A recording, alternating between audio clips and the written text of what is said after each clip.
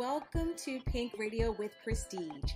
This is the place for you, the diva boss entrepreneur who needs quick tips on building your crave-worthy brand. This is your host, Nicole Doss, CEO of the Prestige Society, a membership organization for women entrepreneurs who believe in building powerful networks while slanging in their industries.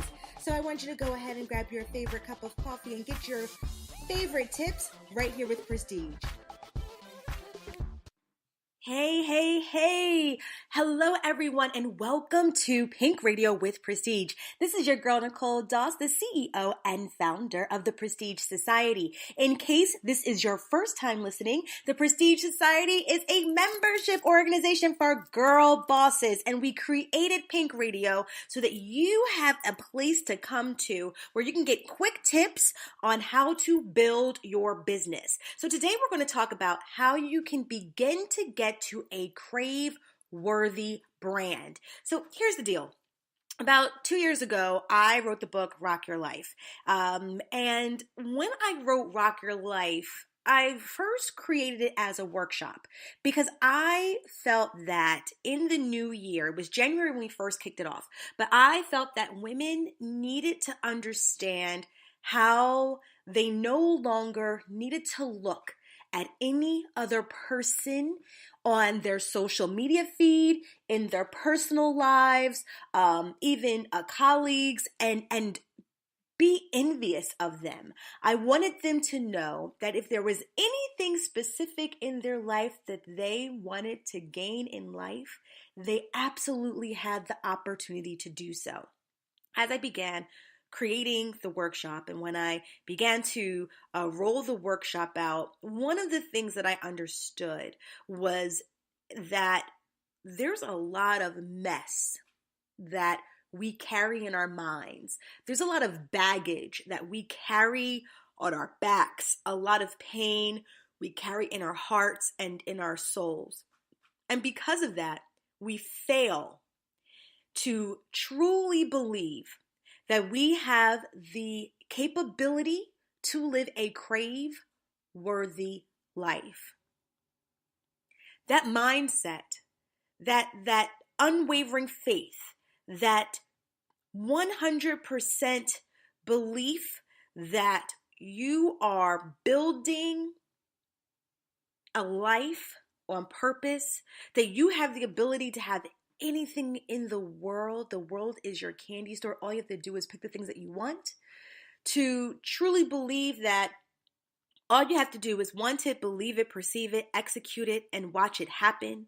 And that the only limits on success are determined by how much you are willing to sacrifice, how hard you're willing to work, or what lengths you're willing to go. Let me tell you, to really have that belief, you have to have a very different mindset. And I realized early on that there were really two different types of girl bosses that were out there. And it were those who truly believed that these things could happen, and then those who were victims. Now, here's the deal about victims. Victims don't know they're victims. So if you're listening to this and you are a victim, you don't know you're a victim, and you're not even saying, oh yeah, that's me, I'm a victim. That's not happening at all. But I'm going to share with you some victim qualities. And then I want you then to make the assessment to really figure out whether or not you believe you're a victim. The first thing is, if you believe that the things that have gone wrong in your life are all at the hands at someone, and there is nothing that you can gain from it, and that person has caused so much angst in your life to the point where you cannot recover, you are a victim. If you believe that you are not successful because of others, you are a victim. If you believe that you are stuck in this moment at time because of someone else, you are a victim. Now, let's get something very clear because, I love all of my girl bosses out there, and I'm sure that I've just rubbed quite a few of you the wrong way with that statement or with those statements. But I want to share with you lovingly why this is considered a victim mentality. People who are not victims, People who believe that they have the power to influence their situations view tests and trials very differently than the individual who suffers from victim syndrome. And I'll give you some examples of what that looks like. So, for instance, a person who is not a victim, if someone did something to them that was so traumatizing that for a moment they thought, my life is ruined, someone who is not a victim, someone who has a victorious spirit about them, will find the lesson in the test and the trial. The person who has a victorious frame of mind will begin to think that although this is tragic that I have experienced this, there is a lesson that I must learn, and I must use that to teach others.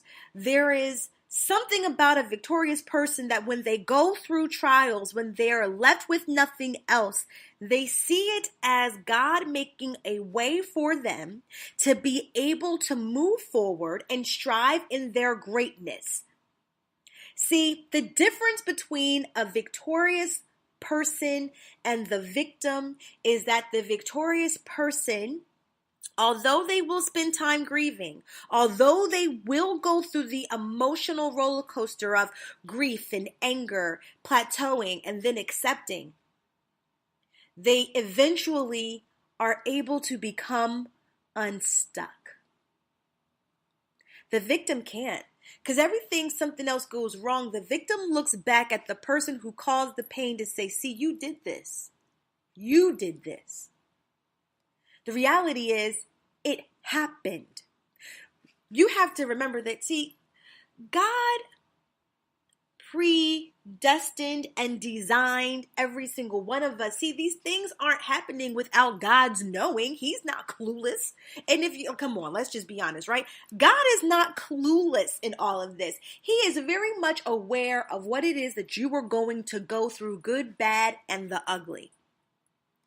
But the difference is that if you are here on this earth to help build up those around you, if you are here to live in your purpose, not to serve yourself, but to serve others, then what you begin to realize is that when you're victorious, that this is a moment in time, no matter how heartbreaking, how upsetting, how sad, you realize that this is a moment in time, and each day that you are given breath in your body, you realize that you are here to move forward. You realize that you are able to put one step in front of the other, and you are to be victorious. Now, what's so crazy, right, is that when we begin to talk about these things, we think of these things in like the extreme. You may be thinking loss of jobs, loss of a home, maybe car repossession. Maybe you're even thinking about someone who has left you, who has betrayed your trust. Maybe you're thinking about something like, I don't know, just something very, very traumatic and extreme. But the reality is that someone who has a victim personality or a victim sense of mind or frame of mind, it doesn't matter how traumatic the experience, anything that happens to them that is not aligned with their expectation is because of someone else, and now is the reason why they cannot succeed. So it can be as simple as someone not keeping a date, someone maybe for an interview, or maybe someone not allowing you to progress in your career, maybe because it's a client who decided they could no longer afford your services, maybe it's because you were trying to get a speaking engagement and you did not actually get accepted once you placed your bid in. When someone has a victim mentality, what begins to happen is that when those things happen, you feed your gremlin. If you are just tuning in for the first time and you are not sure what the heck I mean by a gremlin, let me just elaborate a little bit for you. A gremlin is that voice in your head that tells you that you are not smart enough, young enough, educated enough, wise enough, old enough, seasoned enough, pretty enough, thin enough, thick enough to do ... And that dot, dot, dot can be anything in your life. It could be why you can't get the husband that you want, why you can't seem to get your business off the ground, why you can't seem to reach a particular demographic, why you struggle when it comes to thinking of new ideas and being able to market them or release them into market. That's what your gremlin does. And what your gremlin says, see, I told you so. And the reason why they say I told you so, or when they say I told you so, is usually during a time when they use a situation or experience to further substantiate why you cannot do dot, dot, dot. You got me so far? You with me? You get what the gremlin is? Great. So what happens is that when things happen to victims, and they begin to accuse others of why they're not successful, and they use that experience to feed the gremlin. Because then what happens, they say, see, that's why I can't do this. This is why I can't be successful. Where someone who has a victorious spirit about them will say, I'm not done yet. I serve a greater God, or I'm going to persevere, or I'm going to find another way. So when I speak to my girl bosses out there, my spiritually grounded girl bosses out there, I want you to assess whether you currently have a victim's state of mind or a victorious state of mind. And here's the thing, even if you have a victim state of mind, you can, trust me, speaking from experience here.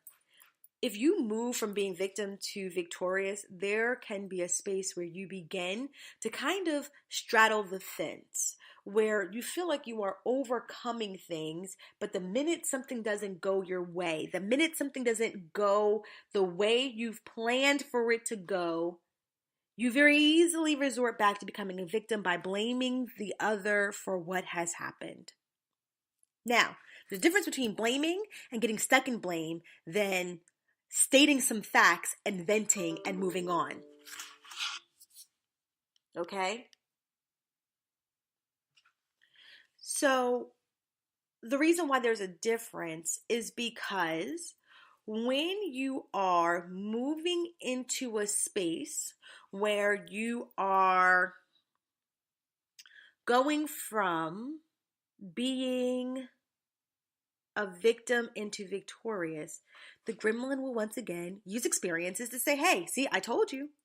And that's what causes you to resort back. But the cool thing about those who are making that progression is, who cares? If you tend to resort back, what happens is when you begin to exercise more of your victorious muscle, you say, I'm going to keep pushing. So you may be a victim for the moment, but you don't stay there. So I want to help you all, because when I wrote Rock Your Life, I wanted people to understand that building this life that you so wonderfully crave, yet so fabulously deserve, it really takes a mindset. And you have to believe that you actually even deserve whatever lifestyle it is that you truly desire.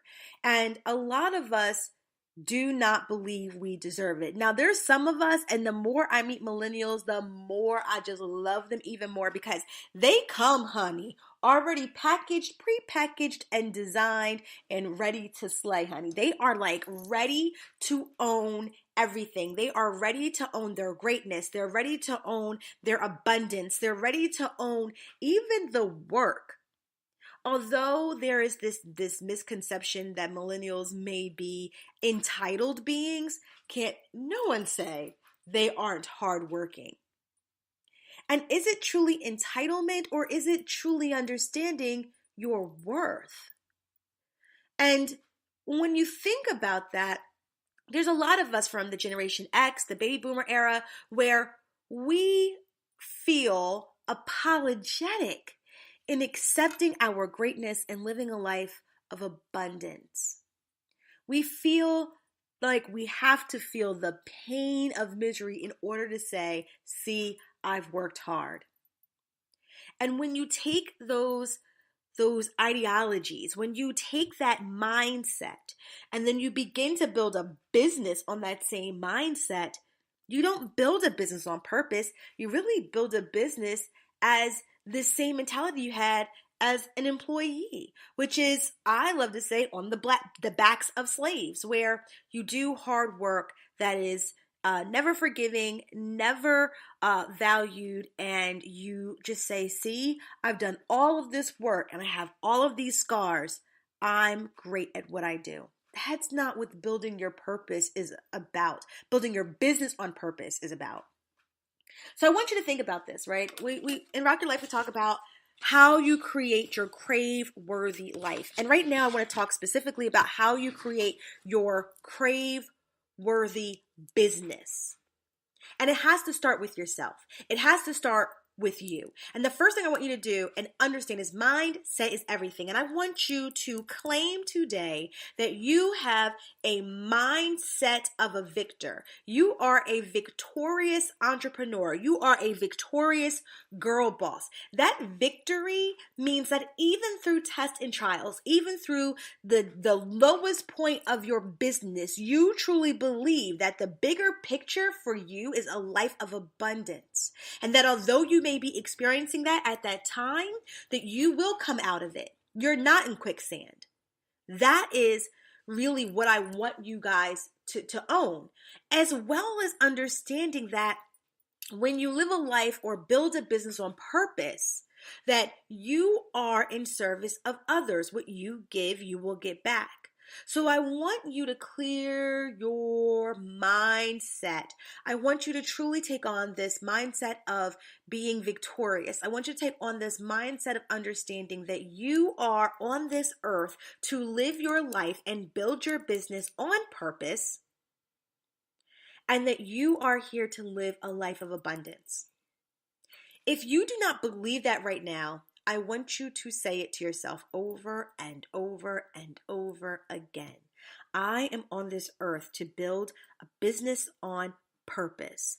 I am here on this earth to live a life, an abundant life. Say that to yourself until you believe it, because only then will you begin. Because it's not just about believing it or just, let me just rewind. It's not about just saying it. It is about believing it to the point where you feel absolutely sure that you are building your business on purpose and that it will lead to a life of abundance. And the reason why that's important is because that's going to determine everything that you do. If you know that you are tied to a purpose, and the second part of this is really understanding your purpose, and if you don't, that's a whole nother podcast. But and I'm serious, I need to make a podcast on how you go on that journey of really honing in on what your purpose is. But when you are building your business and you align it to your purpose, that drives everything. I think I said in the last podcast, right? Like, you cannot be in a space where you believe, we're going to get really, really simplistic here, okay? You cannot live your life understanding that your purpose is basket weaving and spend your time building content on painting watercolors. If your purpose is basket weaving, then everything needs to be built towards being the voice of the basket weavers, making sure people understand basket weaving. All of that needs to be tied to that. Now, I told you I was going to make it simplistic, so just work with me, right? So this is something that I think you really, really need to take into consideration. Your mindset is everything. It starts with you. Remember, the end game here is building your crave-worthy brand. And if your mindset is not cleared, and if it's not tied to your purpose, your brand looks crazy. It looks jumbled. It looks unclear. It looks like you're trying to do everything, or it looks like you're not reaching your intended audience. So it either looks absolutely distracting or we don't see it at all. Number 2, because you know I come with 3 tips. Number 2, your environment is an extension of your mindset. So let me help you out. Me and my girlfriend always have great conversations around our households because, you know, she definitely, I say she's the Southern belle that lives in New Jersey, and I'm just the boss mom trying to get my life right by making sure my people have some clean laundry and some clean dishes. But nonetheless, I was watching an awesome fitpreneur. Her name is Jomira. She has a class called Work. That's WERK, and I think it's Watch Me Work. And she did an Insta story where she showed her home. Clean, gorgeous home. And she said, I love having a clean house. And I said, oh my gosh, I would love to just sit in there and watch TV and sip on some wine. Like, yes, that was everything. And I love that how the space looked warm, calm, and inviting. Now, how awesome is that for the person who's trying to juggle 10,000 things? Like to be able to come into a space where it feels warm and inviting and it just feels like a nice cozy blanket. That's how the beautiful clean home looked. And in speaking with my girlfriend, she was talking about her room. Now, she's known for keeping a ridiculously clean house, but she said her bedroom is an extension of how she feels. And she said there's clothes everywhere, her closet's a hot mess, and she said she just can't seem to get it together, and she feels like that's an extension of how her mind is working and how her life is. Now, that's not to say she's a hot mess, because I still think that in all that, because she's like a clean freak, that all that she was explaining about her room to me still looks super clean. But to her, she feels like this is an extension of her mindset. I want you to think for a moment your environment, whether it's the people that you keep around you, your environment as far as where you, the place that you kind of bounce your entrepreneurial ideas off of. If you think of your home, the space and the timing and the quiet time that you have available to just focus on your brand. If your environment is a jumbled hot mess, that is going to impact your mindset. And we already discovered that your mindset is everything.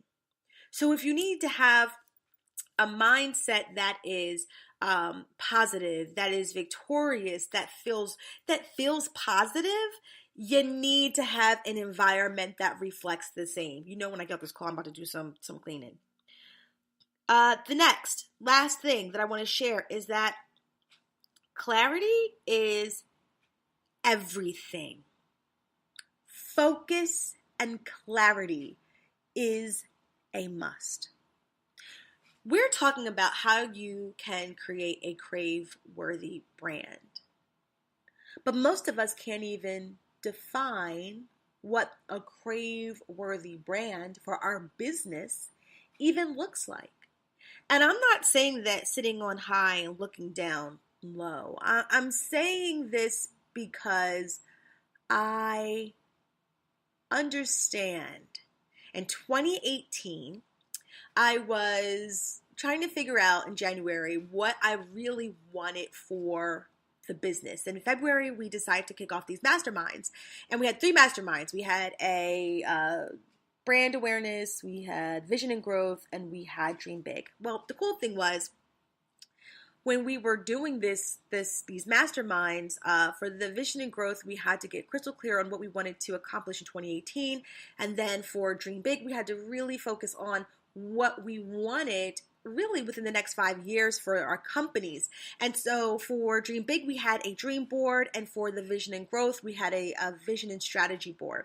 And so everyone had to create it. And, asking myself those questions of, what do you really want in 2018? What is your focus? What is really the focus for Prestige? It was huge because I could not articulate that very easily.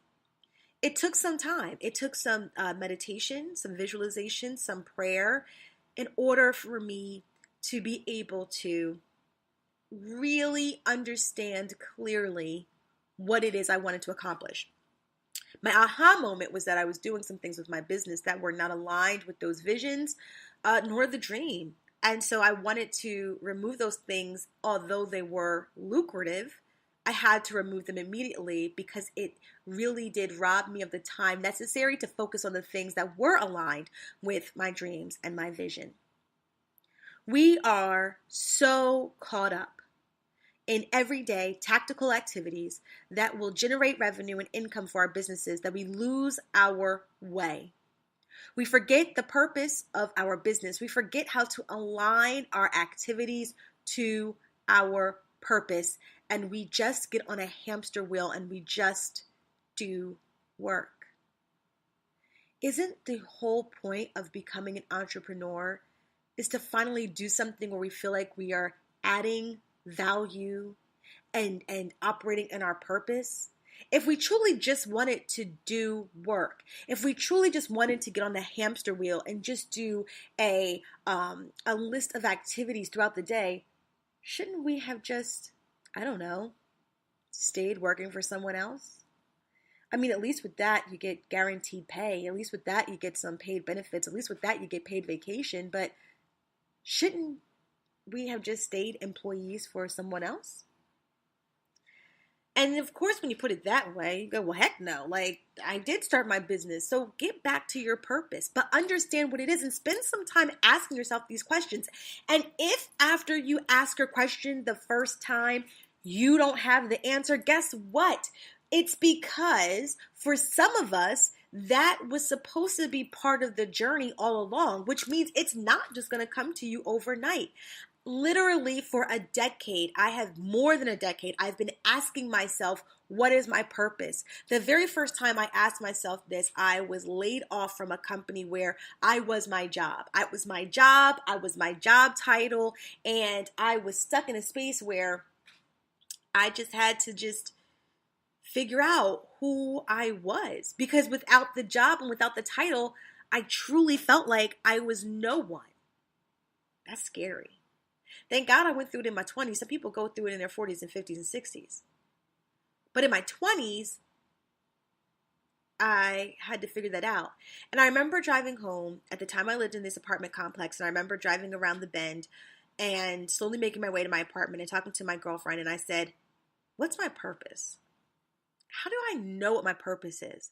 What's absolutely crazy is that at that time, I knew my purpose was connecting people. I mean, I saw it differently then, but if I really peel back all of the layers and get to really what I thought it was, I really thought it was about connecting people. And when you think of what I do today with Prestige, I connect other women entrepreneurs with other women entrepreneurs with resources, information, and each other. So when you look at in my 20s, when I had this conversation with myself and with my girlfriend, it did not look like this. Girl, what's my purpose? Oh, I'm going to connect people. I'm going to start the Prestige Society. Boom, here it is. No, that's not how it worked out. It looked like me doing a number of things before I got to that point. It looked like me being a party promoter. It looked like me being a consultant for Mary Kay. It looked like me truly believing that I was going to be the next national sales president for Mary Kay. It looked like me starting a networking group for Mary Kay consultants and other women entrepreneurs called the Pink Dollhouse Network. It looked like me starting a business called Prestige Org Development Solutions, where I was going to create training solutions for corporate organizations. It looked like me saying, well, in order for me to do this, I need a platform of women who understand what I'm going through. So I'm going to create this group called the Prestige Networking Group. It looked like me telling my founding members of Prestige Networking Group that I was going to close shop because I can't figure out how to be a new mom, an old mom, and an employee and an entrepreneur. And then it looked like me rebranding. And it looked like me growing. And it looked like me expanding. And it looked like me introducing pink chapters. It did not look like something overnight. But it did look like something as far as over a decade of me going through experiences that were necessary in molding who I was, who I am, and who I'm supposed to be. And when you continuously peel back the layers, at the base of what I was doing all along was connecting people. What's your purpose? Why do you do what you do? People struggle to find the why. I know this chef, and I love what she shared with me. She said, you know, at the basis of what I do, my purpose is to feed people. And she said, I know this sounds super simple. I know this sounds like, what? Feed people? She said, but at the end of the day, it is your, she said, it's a necessity for you. You must eat. You must breathe. You must sleep. Like, you must eat. And it's my purpose for you to do this very essential thing and to help you do it with an experience that you truly enjoy. So although she thought that sounded extremely simple, I thought that sounded extremely deep. I said, how awesome is it that your purpose is tied to something that is essential for us to merely exist? To me, that's not simple. To me, that is deep. And the fact that you were able to tie that to you being a chef. And honestly, even though she's a chef and she can cook, she really focuses on baked goods. She's known for her cakes. She's known for her cupcakes. But she's able to tie that. So a lot of you out here who own online boutiques, a lot of you out here who are doing any for-profit business that's not tied to nonprofit, event planners, hairstylists, you may not truly understand your purpose because you're confusing it with, well, it's my talent. I have a skill set. This is my craft. But that is your God-given talent. There is a purpose tied to that. Spend some necessary time exploring why. Because you have to gain focus and clarity, back to your step number 3, in order for you to get towards that crave-worthy life.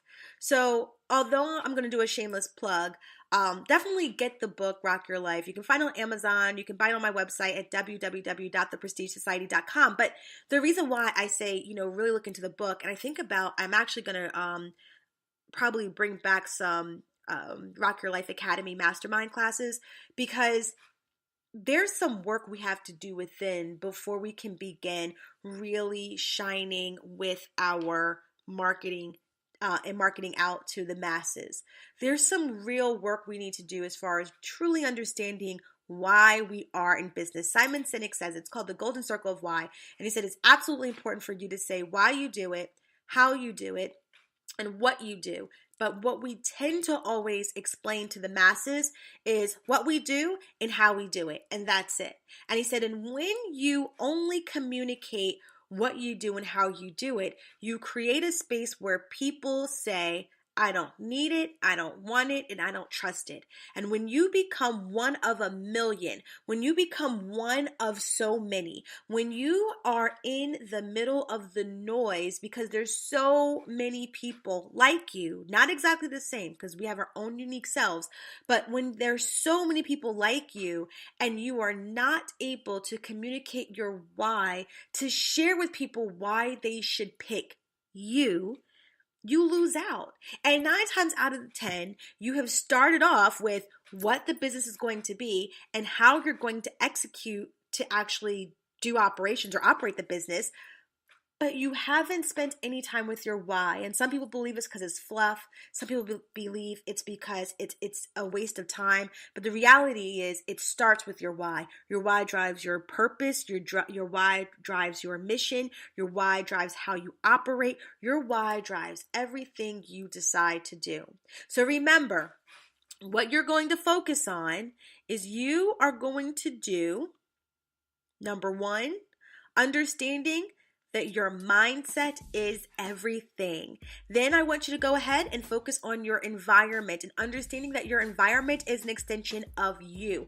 So in your mindset. So if you're around messy people, your mindset's going to be messy. If you're around negative people who do not believe in anything and have a crab in a barrel mentality, guess what? That is going to become an extension of your mindset, or you're going to become extremely frustrated when you are constantly feeling like someone's trying to pull you down. If you have a messy, cluttered environment, or you don't have creative and clear and positive workspaces, that's going to be an extension of your mindset. So remember, focus on that mindset. And then the third thing is you have to gain Focus and clarity. It is a must. Know why you are in business. Know why you are here to serve a service or provide a service or to create a product to your targeted market. This is going to help you craft and create your communication on why your brand is crave-worthy. This is your girl, Nicole Doss. I hope you have a wonderful, fabulous, and most of all, blessed day. Bye.